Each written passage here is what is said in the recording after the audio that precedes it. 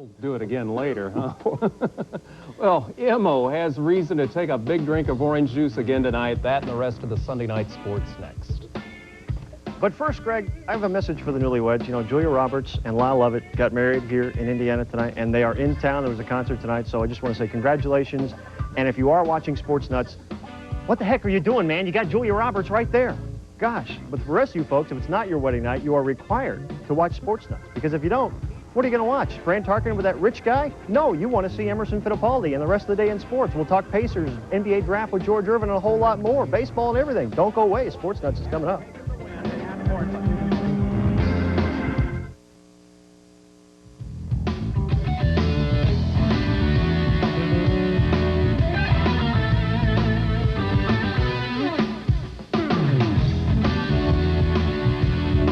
Hi, folks, and welcome to another edition of Sports Nuts for Sunday night. I'm Ken Tomash, sitting in for Ed Sorensen. We've got a lot going on. We'll show you a dubious record in big league baseball. We'll talk about the upcoming NBA draft with Pacers Vice President George Irvine. But first, a big win for Emerson Fittipaldi on the Indycar circuit. Let's go on out to Portland, Oregon, and check on the Budweiser G.I. Joe's 200. Nigel Mansell led the first 27 laps of this thing as he continues his fine first year here in the States. But watch coming up here. Nigel brakes just a little too late going into the first turn, hits the cones, he's off the course, and that allowed Fittipaldi to take the lead. As the crew guys started getting out there, the safety guys getting the cones out of the way, and Nigel was on his way, but by that point he had lost the lead briefly to Emerson Fittipaldi. Now, today out in Portland, it started raining on lap 45. It made for some very treacherous conditions out on the course. Mansell retook the lead on lap 48 when Emo went into the pits. Had the lead for a little bit this afternoon. Now watch a couple of accidents coming up as Roberto Guerrero disappears from the screen, and we have to find him. He's way over there. Boom, see ya. Roberto Guerrero, having a tough year. And then watch rookie Robbie Gordon. Watch his helmet. The towel blows up right in his face. How many times has this happened to you on I-465? When it happens at those speeds, it's pretty dangerous. Emo took the lead for good with 49 laps to go. He never lost at his average speed, just over 96 miles an hour.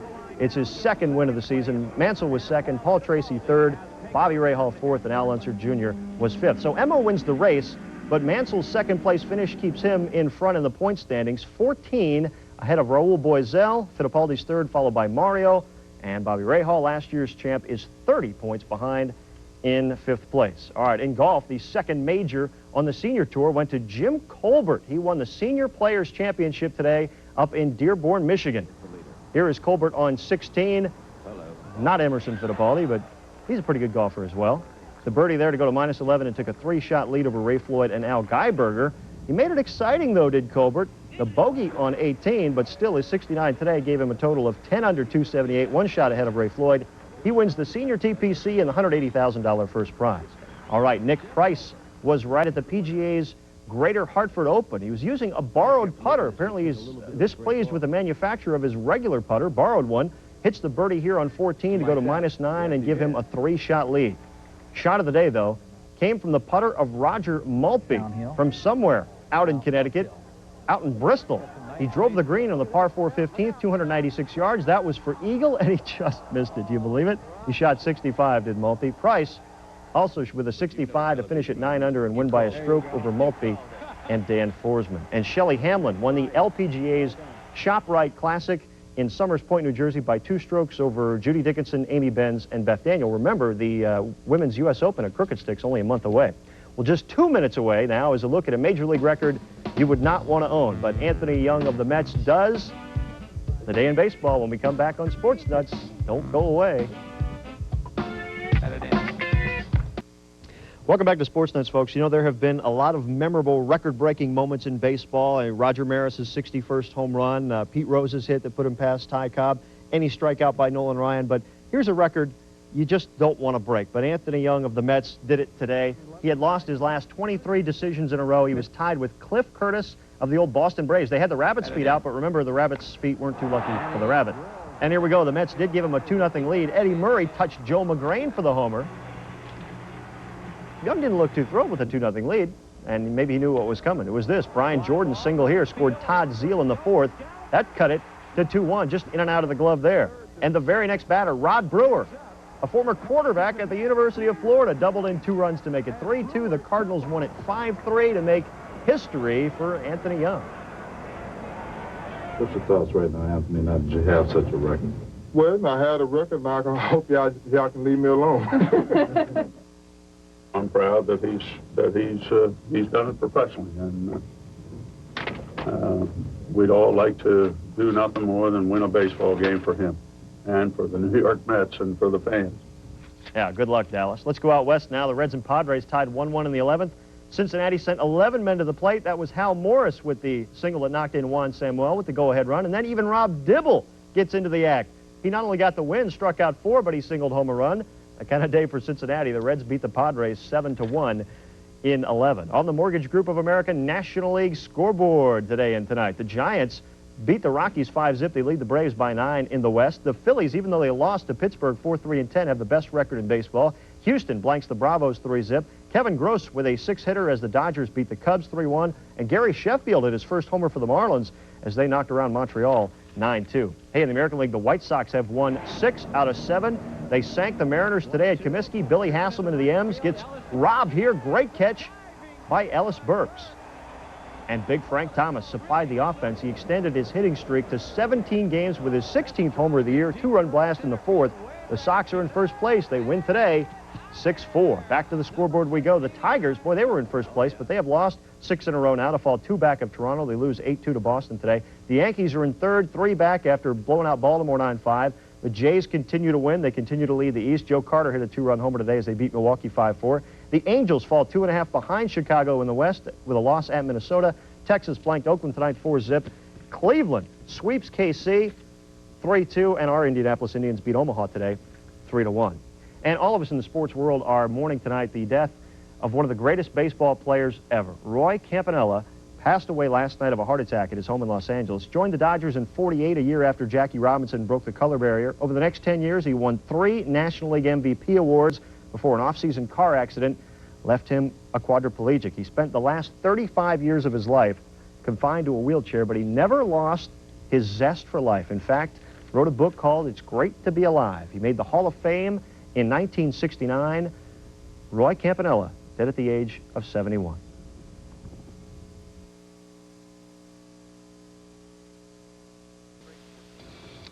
Welcome back to Sports Nuts, everybody.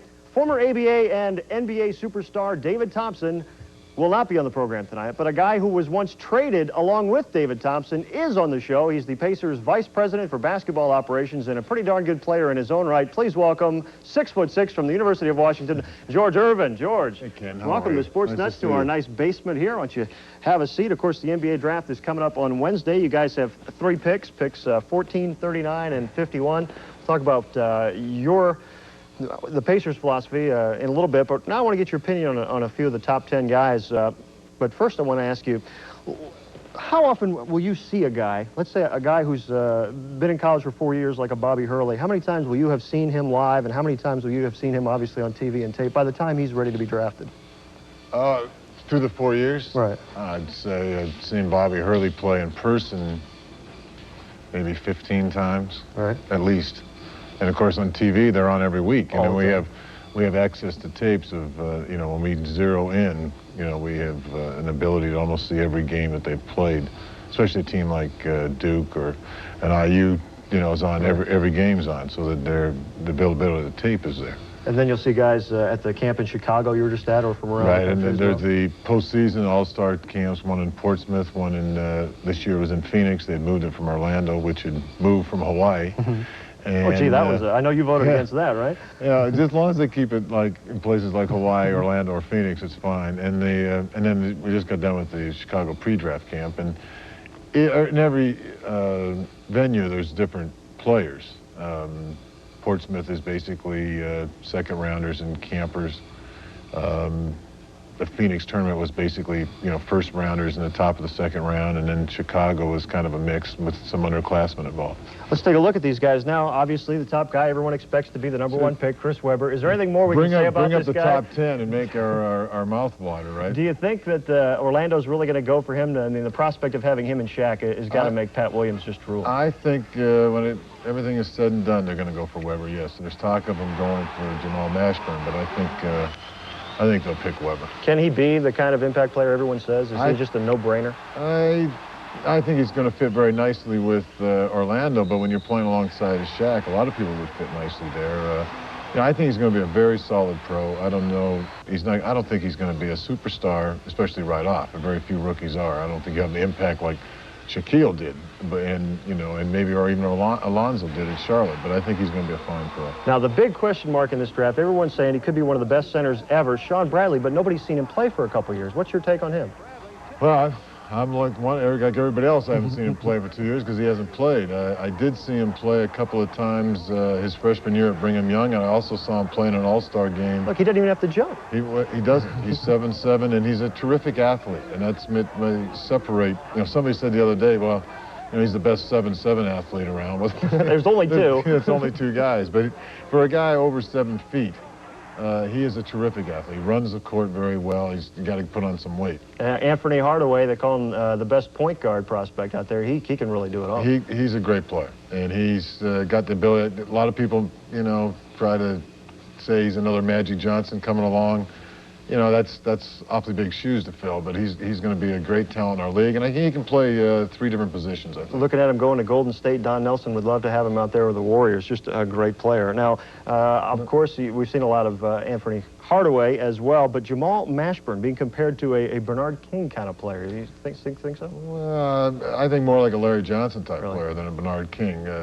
Very skilled. There's a lot of Anthony. I think we're done with Anthony. Well, he's a great player. You said it yourself. Here's everybody's Jamal. familiar with Jamal. He can post up inside. He's got the great body, an NBA body, and can go on the outside and shoot it. I happen to think the Golden State's going to take Jamal. I think they need a big, powerful guy. And there, like I said earlier, there is some rumors of Jamal going to Orlando. But I don't think, when it's all said and done, I think Hardaway will end up with Dallas, the 4th pick, and Mashburn 3 at Golden State. Now, here's a guy, R Ryder. Do you think that some of the controversy around him will scare teams off, or is he just too good a talent? Well, it makes people look a little longer and a little deeper into his background, but he's such a talent. He's a scoring machine, and he's a basketball nut. He loves to play. So does this guy. So does this guy, Bobby Hurley. When you talk about gym rats, he is the ultimate from Jersey City. Yeah, I don't know if he's any more of a gym rat than R Ryder is, though. But R Ryder loves to play. He plays all the time. I've heard the only real knock on Hurley is whether he can physically stand up to the rigors of the That's a problem. Bobby's a tremendous player, had a great career, but is only 164 pounds or so, and that's tough. And there's this guy. Now, a lot of people around here, everyone wants to know, where do you think Calbert Chaney's role will be in the NBA? I think he's a 2-position player. I think he can certainly play the small forward. He's 6'7", weighs about 215 pounds, and he would present a lot of problems for small forwards in our league. But I think he could also play as a big guard, and it's a difficult position to play with the athletes at that position, i.e., Michael Jordan. But I think Calbert's got a chance to be a terrific, terrific player, and we'd love to somehow move up there in position to take him. Is there a lot of pressure for you to do that? I know that with the Alford thing, you heard a lot of boos from the fans when it didn't happen. There's people would like to see us take a great player from IU, and we would certainly like to take one and get in position to take a Calbert Chaney. He's a fine player, and he's going to be a fine pro, and I think he's got a lot of things, not just his basketball ability, but he brings a lot to the court, his leadership and his just the way he is. Off the court, he's terrific. On the court, he's terrific. We really like him a great deal. Our problem is knowing how far to try to get up to get him. I would hate to try to, end up with the 6th pick and he goes 5 to Minnesota. Right. I mean, we wouldn't like that too well. But, we're looking at ways of going on, and maybe anything won't be done until draft day. All right, we'll talk more about the Pacers in a second. First, our Hardy's trivia question, and George, no fair answering this one, but the folks at home certainly can. What team traded George Irvin and David Thompson, or George Irving, who's not in the studio tonight? George Irvin is, and David Thompson to the Denver Nuggets for 3 players on July 14th, 1975. The answer when we come back. Don't go away.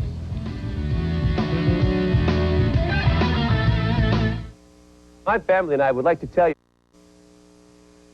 We're back on Sports Nuts, and the answer to our question, the ABA's Virginia Squires did that trade. Actually, George, we all know that trade was for you, and David Thompson was just a throw-in. Well, it was for me and a draft pick who, happened to be David Thompson. Man. And it's amazing how many people don't remember, young kids that don't remember David Thompson, who was probably as close to a Michael Jordan, if anybody really was, and the kind of player he was, as anybody has been.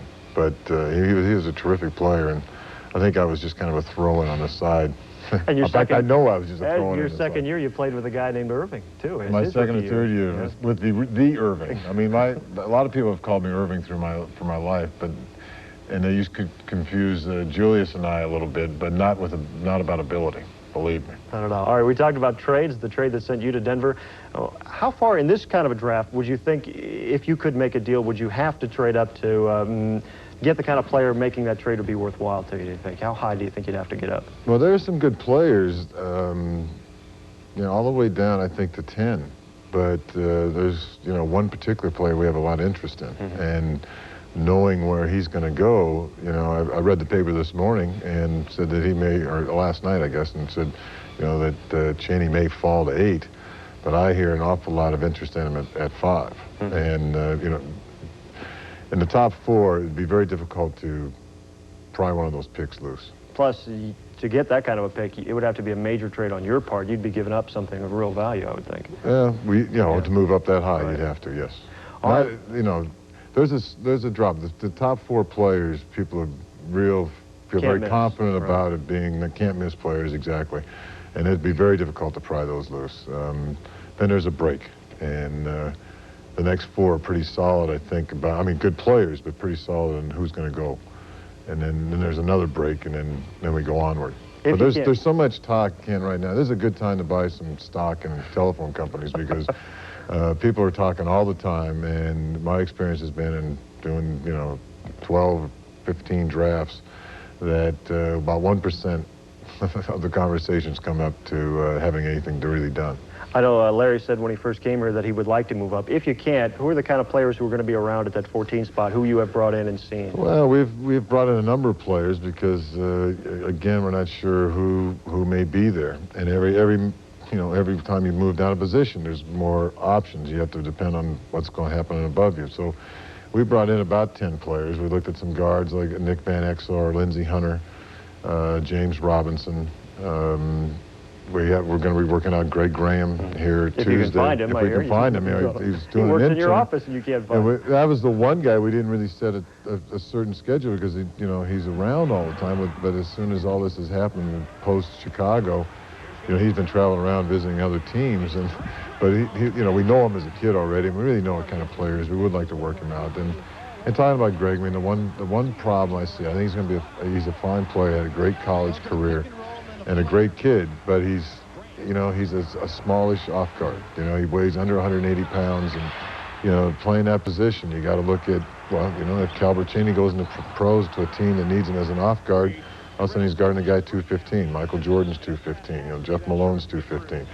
Reggie, is 6'7", about 195 pounds, and he gets beat up by a lot of players. So it's a tough position for a guy who's slight by. We'd like to see, for Greg to really reach his potential, I think he has to build himself up some.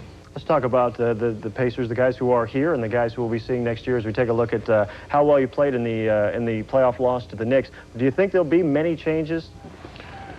I anticipate some changes. I think, we want to try to keep improving. I thought that the series we played New York very well. I thought Rick Smits especially came ahead and really, did a great job against Patrick Ewing head-to-head. Reggie, of course, had a sensational series. Averaged over 30 points a game against the bonded New York defense and John Starks.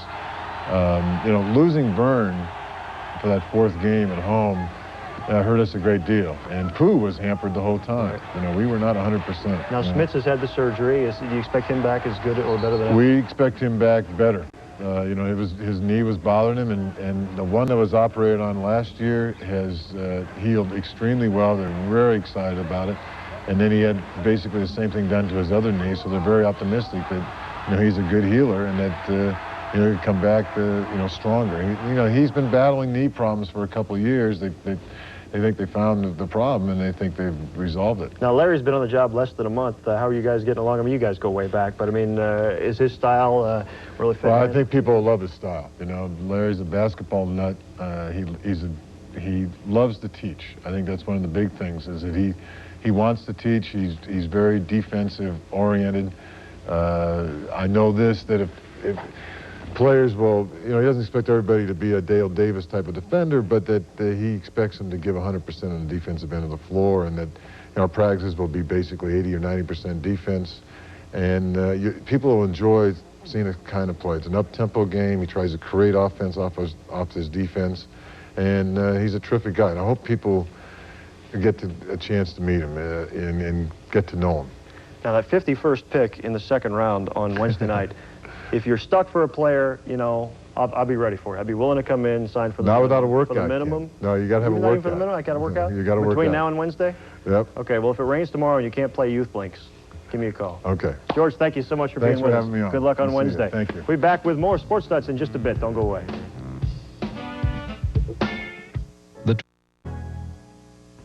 Welcome back to Sports Nuts, everybody. I want to say a quick happy 29th birthday to Chuck Person. No longer a Pacer, but always a Pacer, as he says, and a signature right here on the ball. Well, we've had fun this week on Sports Nuts. Join us again next week, of course. Ed is back from vacation tomorrow. He'll be in all week with the best in sports. Scott Hoke back next weekend. And, you know, just keep it right here. We'll have stuff from the NBA draft on Wednesday night. And, as always, the goings-on in baseball and everything else. So keep it right here on 6 Sports. Have a great rest of your Sunday. I guess it's already Monday. We'll see you later. Bye-bye.